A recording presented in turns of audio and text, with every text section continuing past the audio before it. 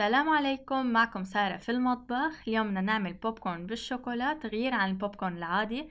الطعم رائع، ما بياخد معنا أبدا وقت بالتحضير، ومكوناته كتير قليلة.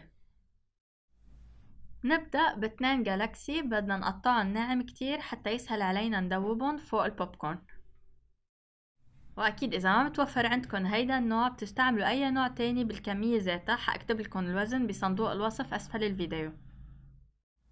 وهيك بهيدا الشكل بدنا نقطع اللوحين اللي عنا بشكل ناعم عالجهتين، كرمال تكون القطعة كتير ناعمة، ما بدنا قطعة كبيرة كرمال تدوب بسرعة.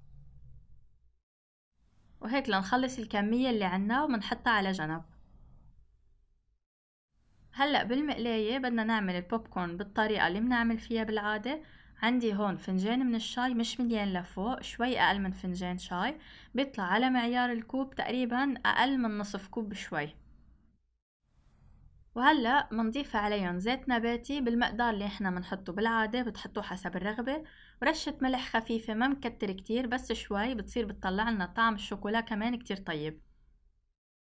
بخلطهم مع بعضهم وأنا مضوية النار على المقلاية كرمال يدوب الملح وما يضل مرقد من تحت والبوب كورن يطلع من فوق. هيك بيتوزع بشكل منيح على كل حبات البوب كورن. منغطي على المقلاية حتى يخلصوا كل الحبات عنا. هيك صاروا جاهزين. هلأ منطفي النار وهي سخنة بدنا نضيف الجالاكسي اللي قطعناه نحنا من قبل.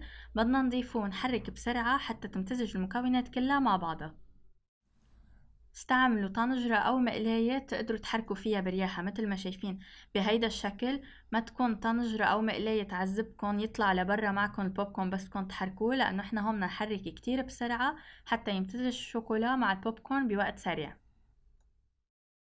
وهيك لا يمتزجوا بشكل كامل. إذا كنتوا عم تتعذبوا بالمقلاية بالخلط بتنقلوها دغري على وعاء غميق وبتخلطوا بسرعة.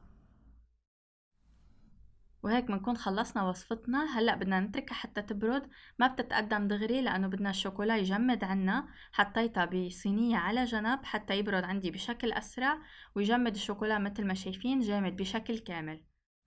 وهيك بنكون خلصنا وصفتنا لليوم. اللي بيحب بوب كورن الكراميل كتير حيحب هيدي الوصفة، كتير بنصحكم تجربوها وتعطوني رأيكم فيها. صحتين وهنا.